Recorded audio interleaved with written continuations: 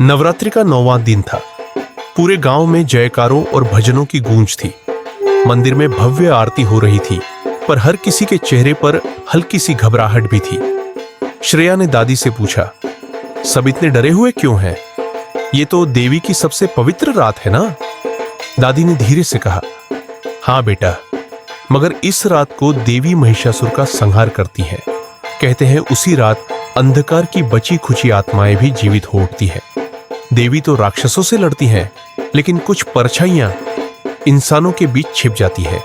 जो मिल जाए उसका बलिदान मांगती है। श्रेया ने बात को अंधविश्वास समझकर टाल दिया, मगर रात 12 बजे अचानक मंदिर की घंटियां अपने आप बजने लगी। भीड़ धीरे धीरे घरों को भाग गई। पूरा गांव सन्नाटे में डूब गया। श्रेया अकेली रह गई। तभी उसे सुनाई दी पायल की छम छम। सामने से लाल साड़ी में एक औरत चली आ रही थी। उसके कदम बिल्कुल गरबा की थाप जैसे थे, मगर चेहरा बिल्कुल खाली, काला शून्य।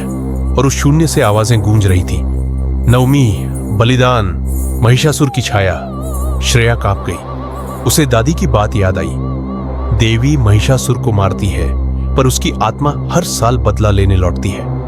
वह औरत दरअसल वही छाया थी, महिषासुर की शेष शक्ति, जो नवरात्रि की 9वीं रात किसी न किसी इंसान की आहुति लेने आती थी। श्रेया भागती हुई घर पहुंची। दादी दरवाजे पर कपूर की थाली लिए खड़ी थी। आंख मत मिलाना, दादी गरजी।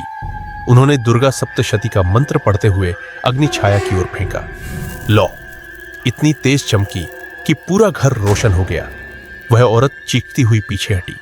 उसकी पायल की आवाज कांपते हुए गांव भर में गूंजने लगी। श्रेया ने दादी से चिपक कर पूछा, यह क्या था? दादी ने गहरी सांस ली। हर साल महिषासुर की आत्मा अपने हिस्से का बलिदान मांगती है। इसीलिए हमारे यहां परंपरा है कि नवमी की रात कोई बाहर नहीं निकलता।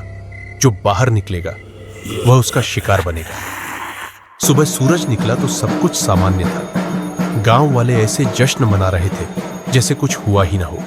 पर श्रेया के दरवाजे के बाहर मिट्टी पर गहरे जले हुए पायल के निशान थे, सीधे उसकी खिड़की तक जाते हुए। आज भी भारत के कई गांवों में लोग मानते हैं कि नवरात्रि की 9वीं रात देवी तो राक्षसों से लड़ती है, लेकिन महिषासुर की छाया भटकती है। इसी कारण कई जगहों पर नियम है कि 9वीं की रात आधी रात को कोई भी घर से बाहर नहीं निकलता।